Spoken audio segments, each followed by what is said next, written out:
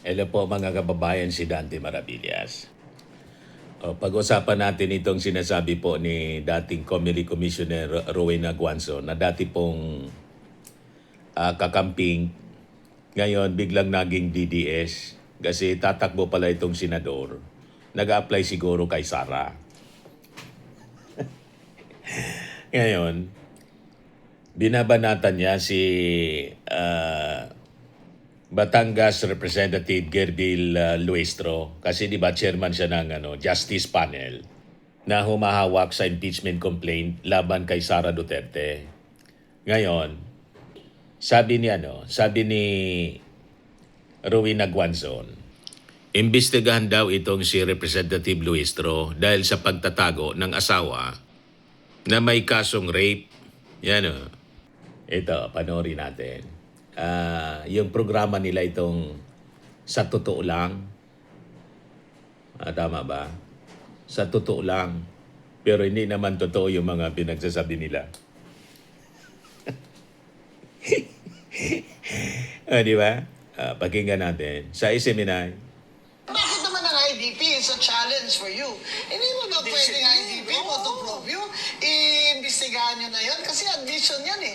Na sinabi niya na tinago niya yung asawa niya. And that was rape. That's a non-bailable offense. Sa totoo lang, yung pagsagot niya yung sa utang, no? Na gusto naman daw bayaran, pero dahil ganun yan, utang nila kay BP, doon sa law office. 8 million. Okay, man, Scorpio. Pati yung utang. May utang siya dun sa rape case na asawa niya. Oo, at di ba, inamin rin yung tinago niya. Ewan ko sa mga lawyers, kaya ako minsan yung mga kaibigan kong lawyers, sinatanong ko, ano bang ethical yung mga pinag-agagawa? At tapos ang sabi niya, babayaran naman daw. Dahil inilabas, isa cybercrime.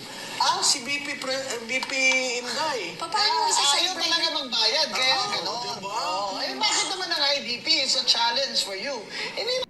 Di niya, Mr. Maravillas, masasabi mo. Unang-una, fabricated yung kasong rape. Fabricated po yun. At matagal na pong acquitted sa kasong yun. Yung asawa ni Luistro, na si Mabini Batangas Mayor Noel Luistro. Kasi nga, fabricated po. Ito, pakinggan natin mga kababayan, yung naging paliwanag nito ni Jinky Luistro. Ito. Just step back. So, hindi po totoo na I evaded the law. I just needed to step back because I needed to prepare my husband. I needed to prepare my young children then. I needed to prepare my kababayan in Mabini. Kasi may kaso yung mayor nila, di ba? And rape case is a very scandalous case, no? As soon as I believe that all of them are prepared already, I made my husband make voluntary surrender before the court. Na-arraign po siya. We attended the pre-trial. As a matter of fact, we filed a petition for bail. That's why he was able to get his temporary liberty. The prosecution was able to present their evidence. And from our end, the accused, we also presented our evidence. And we were able to prove, Casey, that the complainant is a fictitious personality. Gawa-gawa lang. I felt so frustrated because being a lawyer, a member of the bar, kabaro ko yung fiscal kabaro ko yung judge How come that they were able to have this case, a warrant of arrest is issued, and the complainant is inexistent? We verified her identity with PSA, the Philippine Statistics Authority, with SHED, with DepEd, with Comelec, and even with her alleged place of birth. I think it's in Bacoor, Cavite. Her identity is totally inexistent. Kita And ninyo. then, Fictitious when complainant. I go over the documents of the court, and even of the Pinulitika lang prosecution, sila. all the notices are returned to sender. The notices Walang to the address. complainant, the notices to my husband, everything are returned to sender. Ibig sabihin, the address which is being used for my husband is erroneous. And the address that was submitted by the complainant is inexistent as well. Malinaw na gawa-gawa. O, di ba? Mga kababayan, ngayon, tungkol doon sa sabi 8 million or 9 million yon na pagkakautang daw, sinagot na yon ni, paulit-ulit lang nila. Binabalik-balikan yung kwento. Di ba? Sinagot na yon ni Jinky Luistro, mga kababayan. Sabi ni Jinky, magpakita ng dokumento man lang niya, ng appearance, si Man Scarpio, yung asawa ni Sara Duterte. Doon sa, sinabi ni Sara Duterte, ito po, panoorin natin. Ang Council of Record po ng aking asawa sa mga fabricated cases of rape na kanyang pinagkaanan ay si Attorney Nilo Divina ng Divina Law Office and my two good friends, Attorney Johnny Magboo and Attorney Bong Panganiban. Pangatlo, kung ako man po'y may pagkakautang, ako po'y nakikisuyo. Sana po ako'y Kalma lang po mapagdalhan si Jinky. ng pleading or entry of appearance o kahit na po anong papel upang akin pong maunawaan ang naging partisipasyon ng inyong law office sa fabricated cases of rape na naging kaso ng aking asawa. Pasensya na po, pero hindi ko po ito maunawaan, pero Naniningil si Sara. prestasyon po Kapal daw ng Ako mukha may ni Jinky. makikita akong May papel. utang sa kanilang 8 million. na nagpapatotoo na naging bahagi po ang inyong law firm or law office sa mga kasong nabanggit.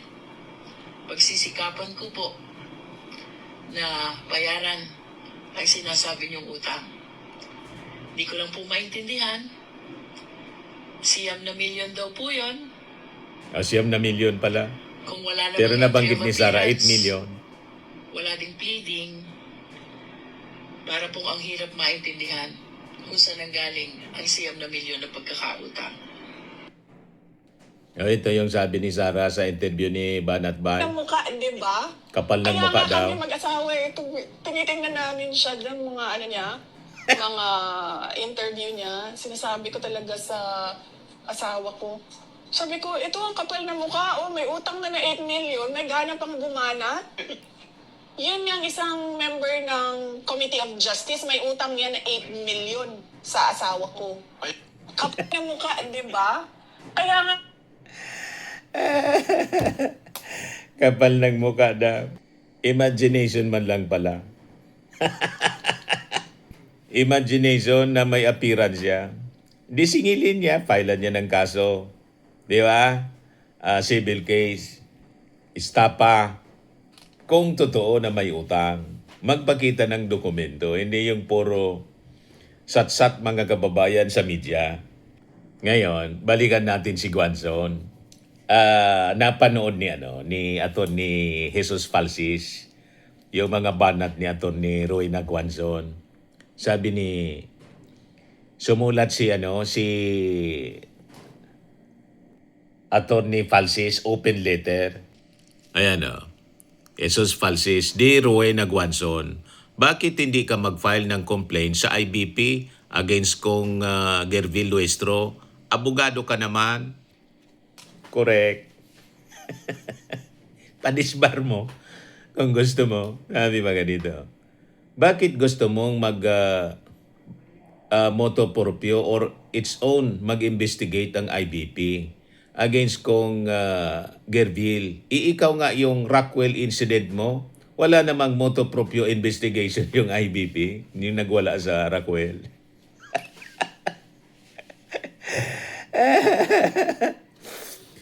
Di ba napakagaling mo na lawyer? Bakit hindi mo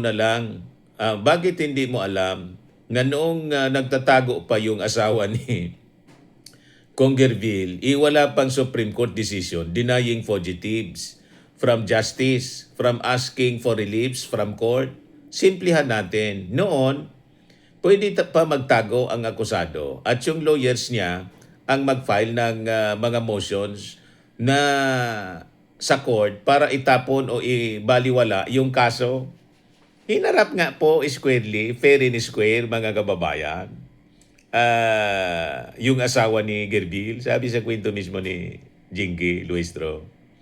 Ngayon, pinagbawalan na yung Supreme Court. Pero noon, pwede yon. Pero kung talagang naniniwala ka na may ginawang unethical si Kong Gerbil Luistro, bakit hindi mo kasuhan? Correct. Puro kayo satsat. Hindi ka ba believe sa galing mo bilang abogado? Sa totoo lang, puro fake news at kasinungalingan yung show mo sa SMNI ni Kibuloy.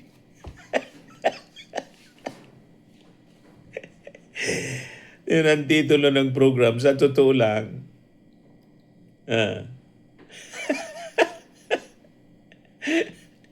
Sa totoo lang, puro fake news at kasinungalingan yung show mo sa SMNI ni Kibuloy na nakatulong o nakakulong for so many crimes. By accepting to host a show sa SMNI, it means Rowena Guanzon supports Kibuloy. Noong 2022, kung ano-anong pangungutya sinabi mo kay Kibuloy, di ba? Kaya si Rowena Guanzon ang tunay na kainsuka. Sinuka niya si Kibuloy at SMNI noon. Pero ngayon, kinain niya, salita niya, para lang magkasyo sa SMNI. Ang titulo po, sa totoo lang, pero puro niya kasinungalingan. Yan ang programa, sa totoo lang. Sa English po, True Lies.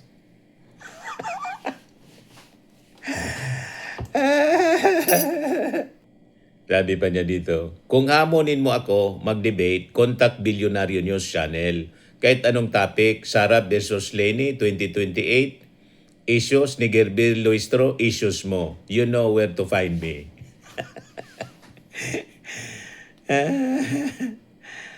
Sabi ni Will Orilov, with that slot on SMNI, she also hopes to get the votes from the KOIJ members. Gustong tumakbo sa pagkasenador, nag-declare na rin. Nag-announce na. Sabi ni Padre Damaso PH, natatakot lang yan si Guanzon matalo ni Luistro kasi walang gusto bumotong kakamping dyan. Malamang kung kumandidato si mas brilliant pong abogado si Luistro kaysa sa kanya at matino mag-isip, pati mag-behave. Sabi ni Redcano Arenas, nawala ng integridad ni Atty. Guanzon simula nung naging certified DDS siya. Anyway, yan man lang po ang short video natin ngayon. Ako po si Dante Maravillas. Bye-bye po. God bless.